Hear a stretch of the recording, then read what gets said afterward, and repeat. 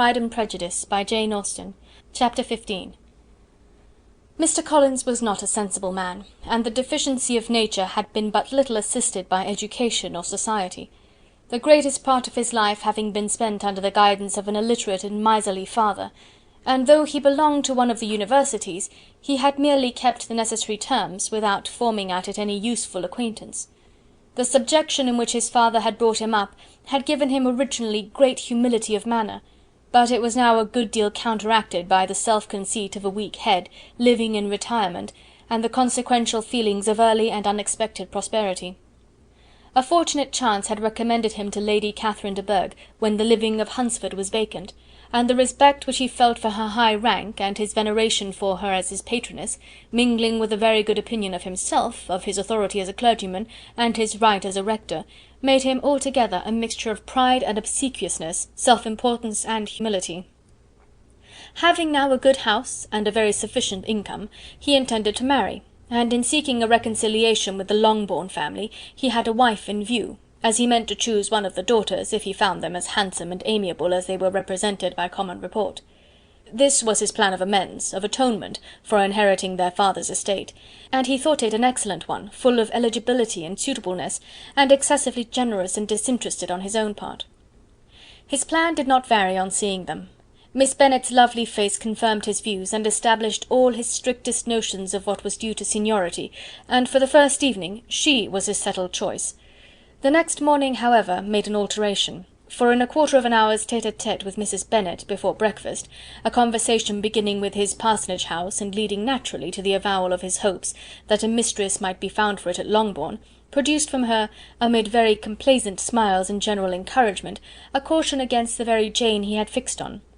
As to her younger daughters, she could not take upon her to say, she could not positively answer, but she did not know of any prepossession. Her eldest daughter, she must just mention, she felt it incumbent on her to hint, was likely to be very soon engaged. Mr. Collins had only to change from Jane to Elizabeth, and it was soon done while Mrs. Bennet was stirring the fire. Elizabeth, equal next to Jane in birth and beauty, succeeded her of course. Mrs. Bennet treasured up the hint, and trusted that she might soon have 2 daughters married, and the man whom she could not bear to speak of the day before was now high in her good graces. Lydia's intention of walking to Meryton was not forgotten. Every sister except Mary agreed to go with her, and Mr. Collins was to attend them, at the request of Mr. Bennet, who was most anxious to get rid of him, and have his library to himself. For thither Mr. Collins had followed him after breakfast, and there he would continue, nominally engaged with one of the largest folios in the collection, but really talking to Mr. Bennet, with little cessation, of his house and garden at Hunsford. Such doings discomposed Mr. Bennet exceedingly. In his library he had been always sure of leisure and tranquillity, and though prepared, as he told Elizabeth, to meet with folly and conceit in every other room of the house, he was used to be free from them there. His civility, therefore, was most prompt in inviting Mr. Collins to join his daughters in their walk, and Mr. Collins, being in fact much better fitted for a walker than a reader, was extremely pleased to close his large book and go. In pompous nothings on his side, and civil assents on that of his cousins, their time passed till they entered Meryton.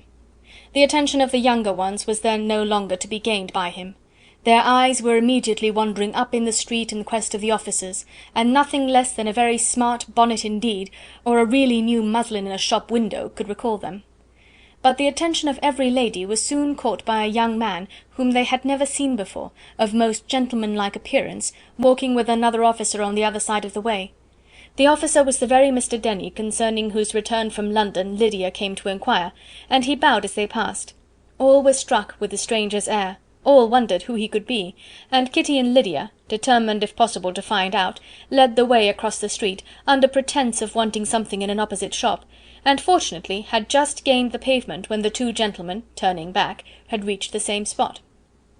Mr. Denny addressed them directly, and entreated permission to introduce his friend Mr. Wickham, who had returned with him the day before from town, and he was happy to say had accepted a commission in their corps.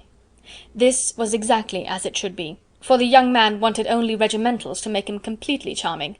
His appearance was greatly in his favour. He had all the best part of beauty, a fine countenance, a good figure, and very pleasing address. The introduction was followed up on his side by a happy readiness of conversation, a readiness at the same time perfectly correct and unassuming, and the whole party was still standing and talking together very agreeably, when the sound of horses drew their notice, and Darcy and Bingley were seen riding down the street. On distinguishing the ladies of the group, the two gentlemen came directly towards them, and began the usual civilities. Bingley was the principal spokesman, and Miss Bennet the principal object. He was then, he said, on his way to Longbourn on purpose to inquire after her. Mr. Darcy corroborated it with a bow, and was beginning to determine not to fix his eyes on Elizabeth, when they were suddenly arrested by the sight of the stranger, and Elizabeth, happening to see the countenance of both as they looked at each other, was all astonishment at the effect of the meeting. Both changed colour. One looked white, the other red.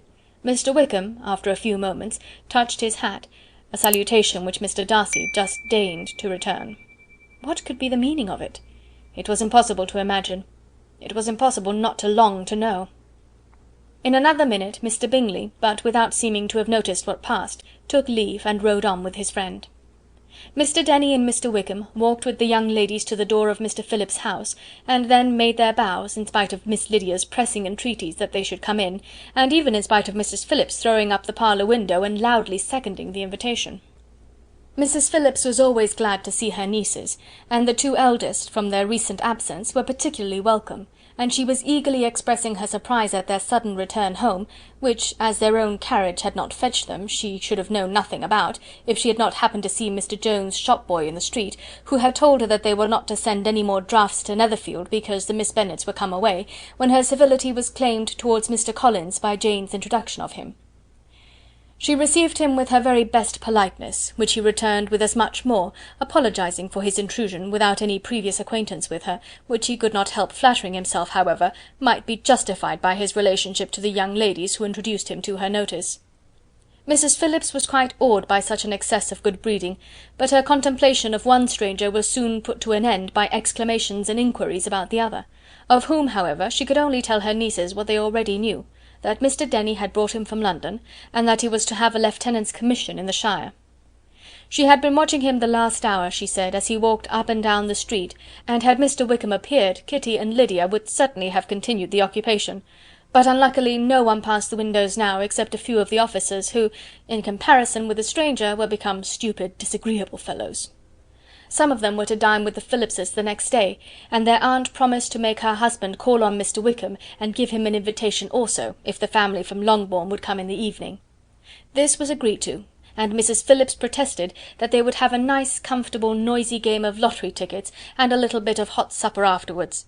The prospect of such delights was very cheering, and they parted in mutual good spirits. Mr. Collins repeated his apologies in quitting the room, and was assured with unwearying civility that they were perfectly needless. As they walked home, Elizabeth related to Jane what she had seen pass between the two gentlemen, but though Jane would have defended either or both had they appeared to be in the wrong, she could no more explain such behaviour than her sister. Mr. Collins, on his return, highly gratified Mrs. Bennet by admiring Mrs. Phillips's manners and politeness. He protested that, except Lady Catherine and her daughter, he had never seen a more elegant woman, for she had not only received him with the utmost civility, but even pointedly included him in her invitation for the next evening, although utterly unknown to her before. Something, he supposed, might be attributed to his connection with them, but yet he had never met with so much attention the whole course of his life. End of chapter 15.